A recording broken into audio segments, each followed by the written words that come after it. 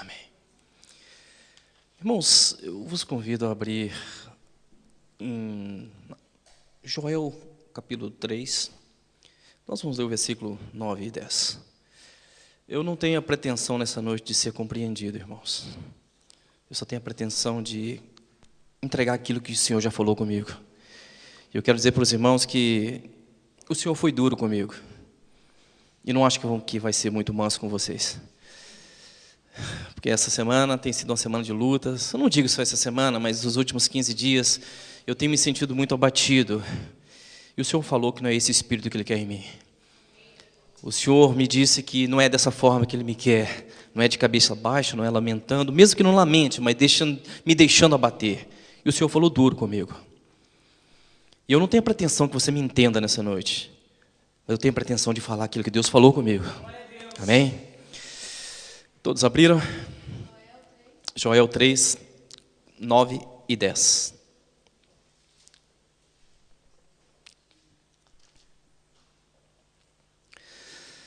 Leiamos. Proclamai isto entre as nações, santificai uma guerra, suscitai os valentes, cheguem-se, subam todos os homens de guerra, forjai espadas das relhas dos vossos arados e lanças das vossas podadeiras. Diga ao fraco, eu sou forte. Aleluias. Repitam comigo, eu sou forte. Amém. Os irmãos podem se assentar. Irmãos, a pergunta que eu me faço quando eu leio esse versículo é: que tipo de força o Senhor diz que nós devemos ter? Que Deus está falando através do profeta Joel, Deus está falando ao povo do Velho Testamento. Vou fazer uma breve panorâmica aqui para saber mais ou menos o que Deus queria desse povo. A Bíblia nos narra a criação do homem, a história de Israel se confunde até com a criação do homem. Deus criou o homem, lá no capítulo 3 de Gênesis, o homem caiu, teve a queda. Em Gênesis 3,15, o Senhor promete um libertador, o Senhor promete um Messias, o Senhor promete aquele que vai pisar na cabeça da serpente, que sairá da mulher. Por um homem entrou o pecado no mundo, Adão, e por um homem haveria de entrar a salvação. Então Deus teria que levantar uma mulher, e através dela nascer um homem que iria pisar na cabeça da serpente. Mas até então Deus não tinha um povo. Deus então levantou um povo. Lá no capítulo 12, a gente às vezes não se dá conta disso, mas é um momento muito importante, é a primeira vez que Deus fala com o homem. Depois de Adão, a primeira vez que Deus fala com o homem, Deus chama Abraão e fala com ele.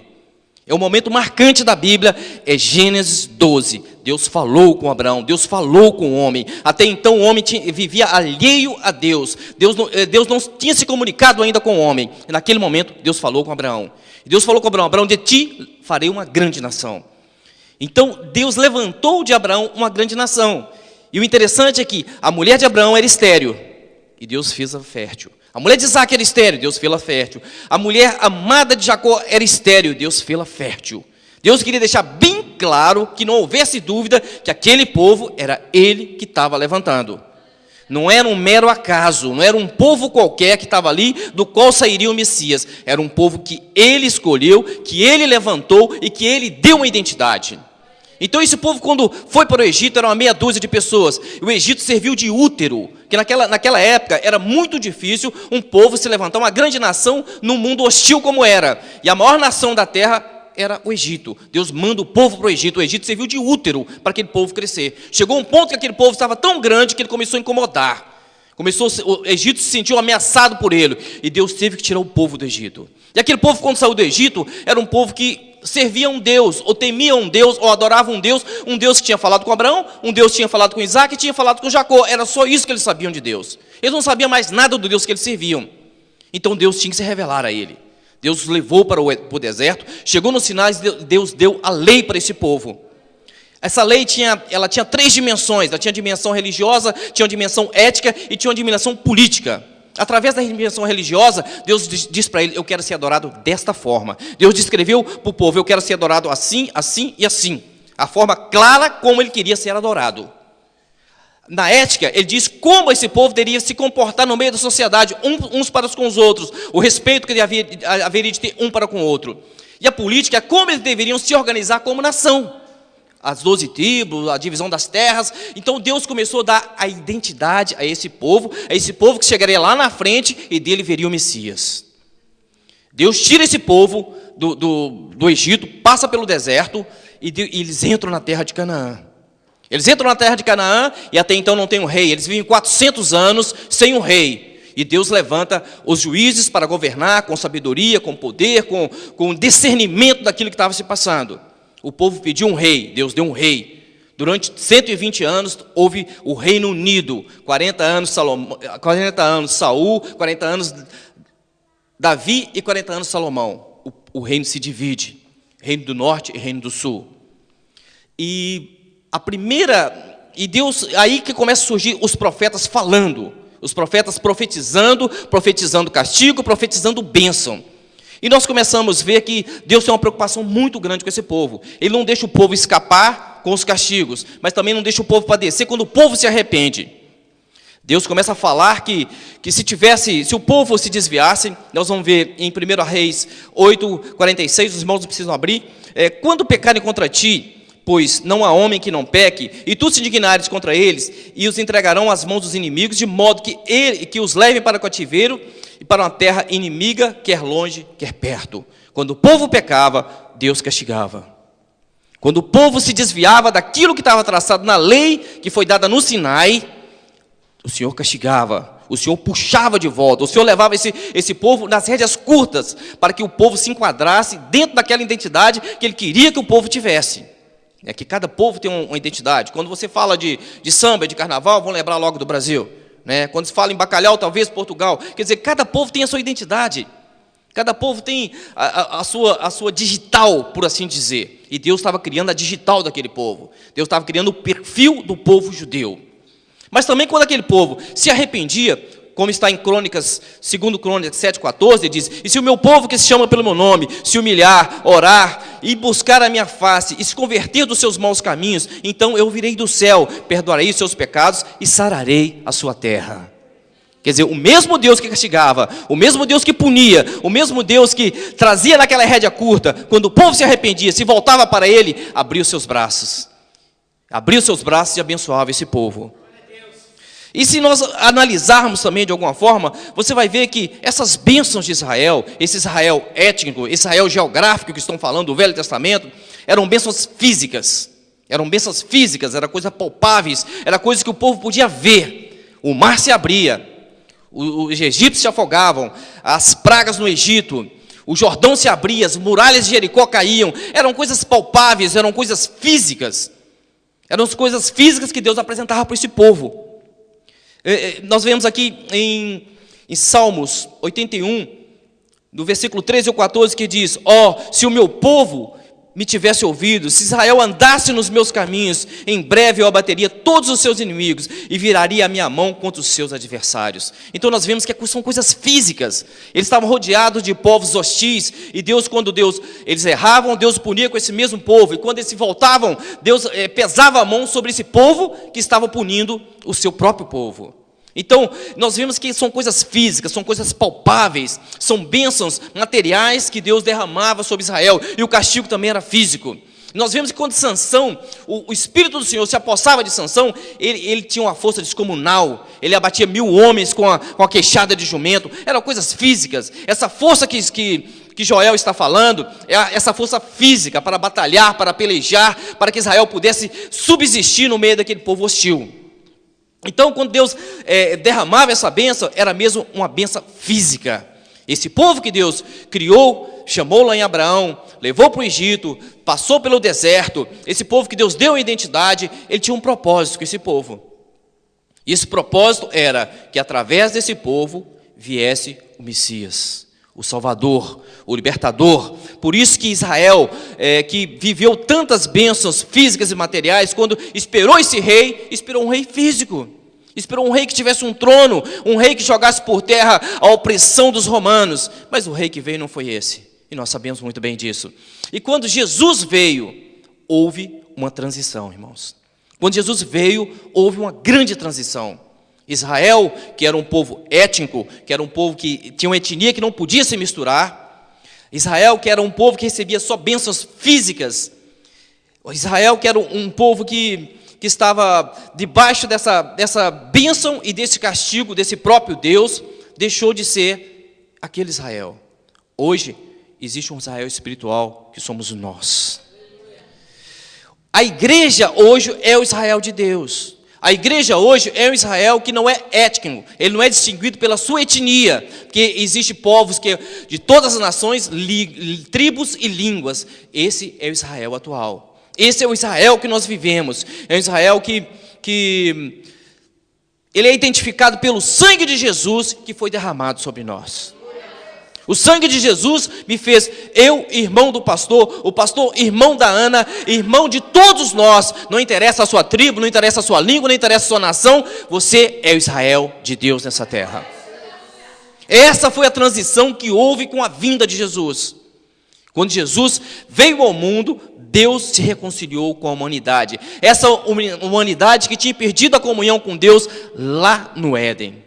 Deus se reconcilia com ela através de Jesus, depois desse povo que teve essa identidade, que Ele preparou e que trouxe o Messias até nós. Então, Deus se reconciliou com a humanidade e nós somos um só povo, uma só tribo, uma só nação. Muito bem, irmãos. Então, a segunda parte dessa pequena mensagem que eu trago para vocês é que diz que hoje nós precisamos de outro tipo de força. Porque, e que tipo de força nós precisamos? Nós fomos chamados com um outro propósito. Nós não somos chamados para guerrear.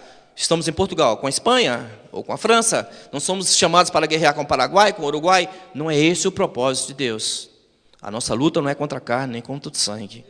Paulo dizia, a nossa luta não é contra a carne, nem contra o sangue. Nós temos que ter noção disso. Então, nós somos chamados com outro propósito. Em Filipenses 1:29 está escrito: porque a vós foi concedido, em relação a Cristo, não somente crer, como também padecer por Ele. Nós somos chamados para crer em Cristo, mas também padecer por Cristo. E em outras traduções diz que a vós não foi dado o privilégio de só crer, diz privilégio de só crer, mas também de padecer por Cristo. E esse evangelho que andam pregando por aí é um evangelho que é estranho às Escrituras. É um evangelho que não há dor, que não há perseguição, que não há desemprego, que não há enfermidade. Isso é estranho à palavra do Senhor. Porque a palavra do Senhor diz que nós somos chamados para padecer por Ele. E muitas pessoas, e muitas igrejas, eu não quero falar de igreja, mas há uma má interpretação quanto a Romanos 8:28, que diz: e sabemos que todas as coisas contribuem juntamente para o bem daqueles que amam a Deus, daqueles que são chamados para o seu propósito. Realmente todas as coisas contribuem, mas aqui não está escrito que você não vai passar dificuldade, aqui não está escrito que você não vai ter enfermidade, que você não vai ter lucro, que você não vai ser humilhado, que você não vai ser perseguido. Está dizendo que todas essas humilhações, perseguições, sofrimentos concorrem para o seu bem, concorrem para o seu crescimento, concorrem para aquilo que Deus quer de você. Que Deus quer fazer alguma coisa em minha vida, Deus quer fazer alguma coisa na sua vida, mas antes dele fazer alguma coisa através de mim, Ele tem que fazer alguma coisa em mim, Ele tem que me transformar, Ele tem que me moldar, Ele tem que trabalhar na minha vida, Ele tem que tirar de mim aquilo que não convém, aquilo que é estranho à sua presença. Deus tem que trabalhar, Deus tem que nos moldar. Em João 16:3, tenho-vos dito isso, para que em mim tenhais paz. No mundo tereis aflição, mas tende bom ânimo, eu venci o mundo. O Senhor não disse que nós não teríamos aflições. Ele não disse que nós não iríamos padecer dentro do nosso lar, na escola, no trabalho, na rua. O Senhor não disse isso, Ele disse que nós teremos aflição. Ele avisou: Cláudio, você vai ter aflição. Wagner, você vai ter aflição, mas tende bom ânimo. Eu venci, eu tive aflição e eu venci. Eu não venci como Deus, eu venci como homem. Eu padeci por tudo isso como homem, para deixar um exemplo para vocês. Eu venci o mundo. E se eu venci, vocês podem vencer. Se eu venci, vocês podem vencer, vocês podem suportar. Agora, por que nós sofremos? Por que nós sofremos se nós estamos fazendo a vontade de Deus? Por que nós tentamos servir a Deus da melhor maneira possível, não ter conflitos, não buscar aquilo que é ilícito, fazer tudo que é correto, e mesmo assim nós sofremos? Às vezes nos perguntamos, em momentos, eu andei fazendo essa pergunta durante a semana, irmãos, eu confesso, E em momentos de fraqueza, nós nos perguntamos: por que eu sofro tanto se eu estou servindo a Deus? Por que eu sofro tanto se eu estou indo para a casa do Senhor? Por que eu sofro tanto se eu sou membro da mesa diaconal, se eu sou um colaborador, se eu sou um pastor? Por que eu sofro? Eu não deveria sofrer. Mas em João 1, 4 e 5 diz: nele estava a vida, e a vida era a luz dos homens, e a luz resplandece nas trevas, e as trevas não a compreendem. Se você tem andado como Jesus andou, você é um incompreendido nessa terra, irmão. Você é incompreendido porque o mundo jaz no maligno. As trevas imperam neste mundo. E se você quer servir piamente, você vai padecer perseguição, você vai sofrer, o diabo vai se levantar contra você, o diabo vai usar sua família, o diabo vai usar os seus amigos, seu colega de trabalho, de escola, o diabo vai se levantar contra você. Porque você é um incompreendido. Jesus passou por aqui e ele não foi compreendido. E nós também não seremos. Você não tem a ilusão de que você vai para a escola, vai estudar e todos os seus amigos vão achar bonitinho você ser evangélico. Você vai no seu trabalho e vão achar bonitinho você orar na hora de comer. Eles vão te criticar, eles vão te perseguir. E não pense que você não vai ter enfermidade sim. Que não vai ter dificuldade sim. Porque Jesus teve dificuldade, ele sofreu, ele padeceu, teve fome, teve sede, foi perseguido, foi açoitado, foi crucificado. E por que nós não podemos ser? O próprio Jesus disse: eu fui perseguido, vocês também serão, porque o servo não é maior do que o seu Senhor. Não tenha a ilusão de que você vai ser maior do que o Senhor, que você vai ser preservado, você vai ser guardado numa redomazinha para não sofrer. Você vai sofrer, irmão. Você vai ser perseguido. Porque assim diz a palavra do Senhor. Eu vi numa igreja, o mês passado, na porta da igreja: vinde ao Senhor e não sofra mais. Isso é estranho ao evangelho, irmão. Isso é outro evangelho. Isso não é o evangelho que Jesus nos pregou. Não é esse o evangelho que nós somos preparados. Em Mateus 10, 22 diz: e odiados de todos sereis por causa do meu nome, mas aquele que perseverar até o fim será salvo. Vocês vão ser odiados, vão ser perseguidos. E esse salvo que está falando aqui, irmãos, nós recebemos em Mateus 10 uma missão. Recebemos uma missão, que é levar o nome do Senhor. Mas essa missão é acompanhada de quê? De sofrimento, é acompanhada de dor, de perseguição, de dificuldade. Não são só vitórias, as vitórias são espirituais. Nós, os cristãos, temos que conviver bem com o fracasso circunstancial. São circunstâncias. Existencial não, irmãos, porque nós somos mais do que vencedores naquele que nos chamou. Existencial nunca, circunstancial sim. Nós temos que nos habituar a isso. E quando, aqui no capítulo 22, ele diz: aquele que perseverar até o fim, ele quer dizer, aquele que tiver força para sofrer, aquele que tiver força para aguentar essa missão até o fim, esse será aprovado. Não é aquela, essa perseverar, não é perseverar para ser salvo, é a perseverar de sofrer essa perseguição, sofrer esse ódio. Então, se você sofrer, tiver força para sofrer essa perseguição e chegar até o fim, suportando essa missão, você será aprovado.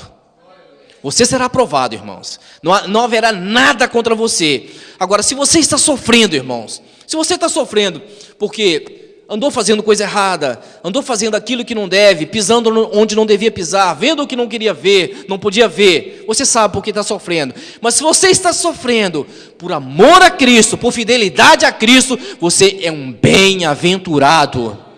Bem-aventurado, irmãos. Bem-aventurado é o quê? O que é um bem-aventurado? É uma pessoa feliz. Eles dizem que é mais do que feliz aquele que é bem-aventurado. Mateus 10, no versículo 12 diz: bem-aventurado os que sofrem perseguição por causa da justiça, porque deles é o reino do céu. É o reino do céu. São bênçãos espirituais que serão derramadas sobre você. São bênçãos espirituais que serão derramadas sobre mim quando eu sou perseguido por amor ao evangelho do Senhor. Paulo, em 2 Coríntios 12, ele é levado até o terceiro céu. A Bíblia diz que ele viu coisas inefáveis. O que são coisas inefáveis? Coisas que as palavras não conseguem explicar. Ele viu coisas maravilhosas. Foi tão grandioso aquilo que o Senhor colocou um espinho na carne de Paulo. Para quê? Para que ele não ficasse soberbo. Então Paulo estava sofrendo. A Bíblia não é muito clara acerca disso, aliás, não é muito clara, não é clara acerca disso, qual era esse espinho. E diz que foi colocado um emissário do diabo para esbofeteá-lo. E Paulo falou: Senhor, por 3 vezes ele pediu: Senhor, tira isso de mim. Senhor, me livra desse espinho. Senhor, me livra das minhas dívidas. Senhor, me livra da perseguição no meu trabalho. Senhor, me livra do desemprego. Me livra disso, me livra daquilo. E o Senhor falou: não. Não, talvez não agora, talvez depois, mas talvez não nunca. Porque Deus estava trabalhando na vida de Paulo. Deus não queria que aquele brilho do Espírito Santo fosse ofuscado pela soberba.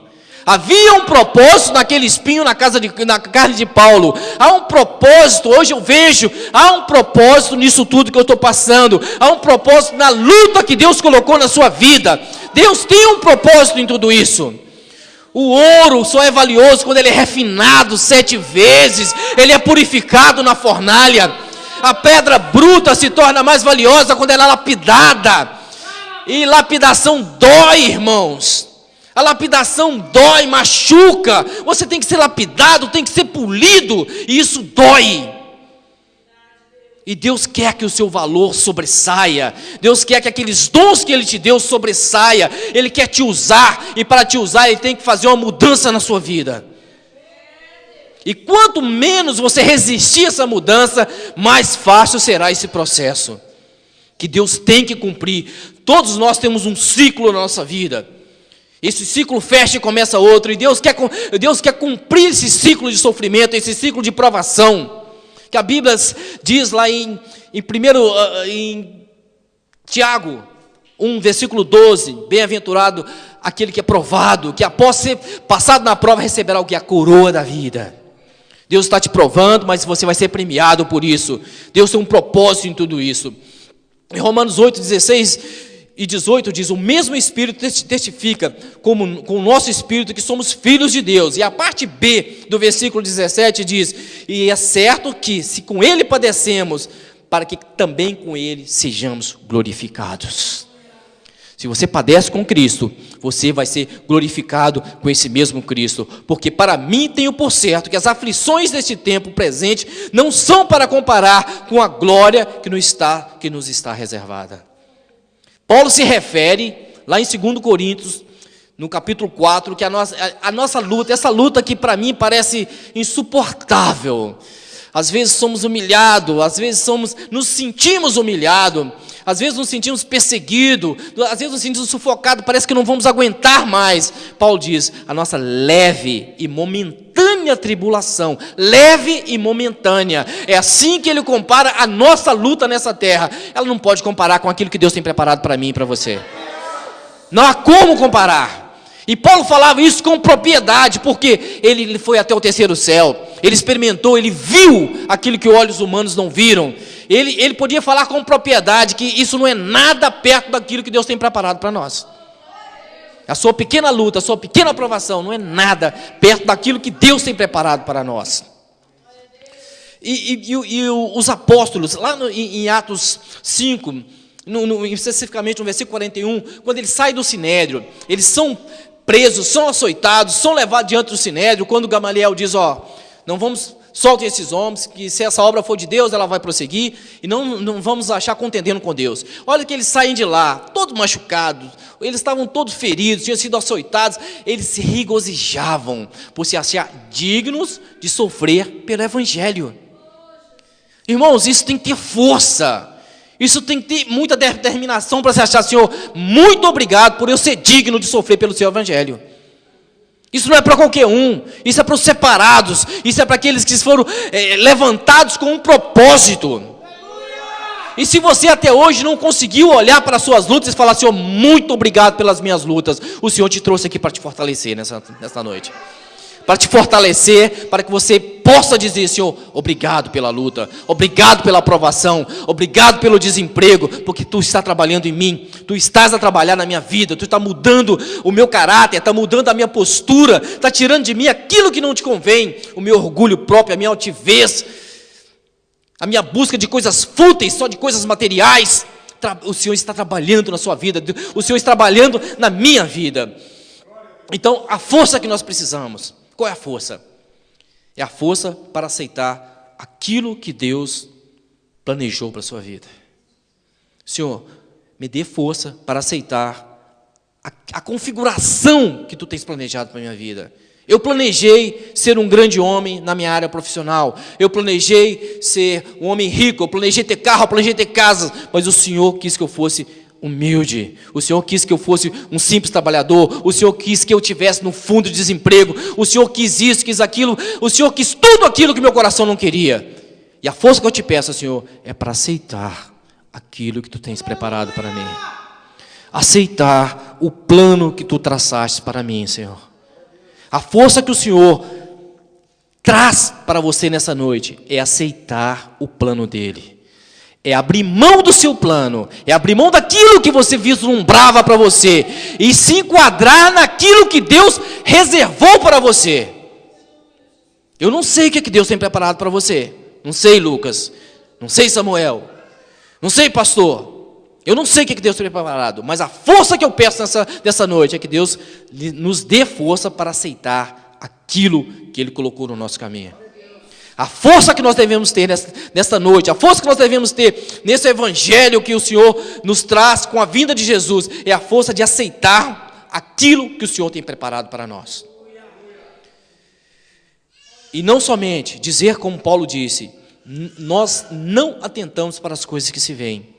Porque as coisas que se veem, elas são temporárias, são passageiras. Se você ganha um carro, esse carro você pode bater, ele pode ser roubado. Você tem uma casa, pode ter um terremoto. Você faz um mau negócio, entra numa dívida, você perde o seu carro.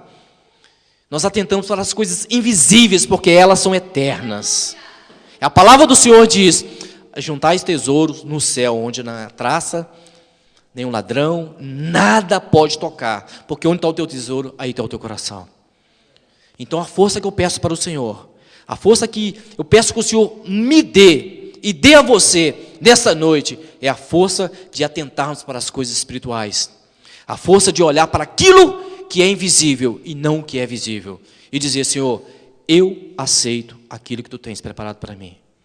Tem que passar por humilhação? Eu vou glorificar o Seu nome.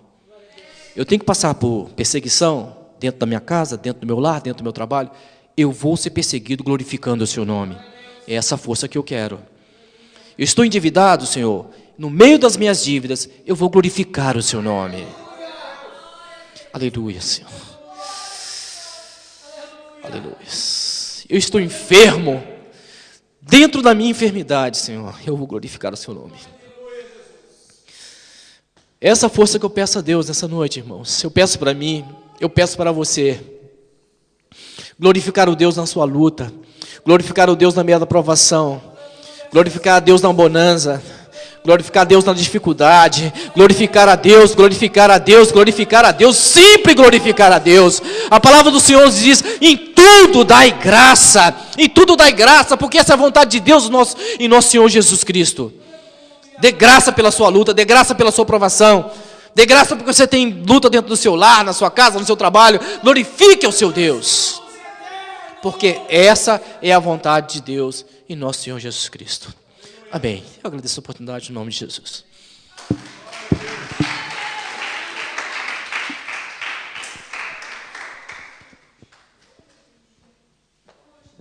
Fica de pé comigo, irmãos.